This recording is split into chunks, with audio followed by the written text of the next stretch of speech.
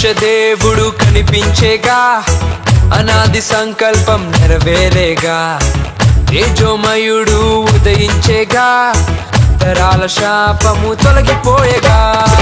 అదృశ్య దేవుడు కనిపించేగా, అనాది సంకల్పం నెరవేరేగా, తేజోమయుడు ఉదయించేగా, తరాల శాపము తొలగిపోయేగా. తోడున్నవాడు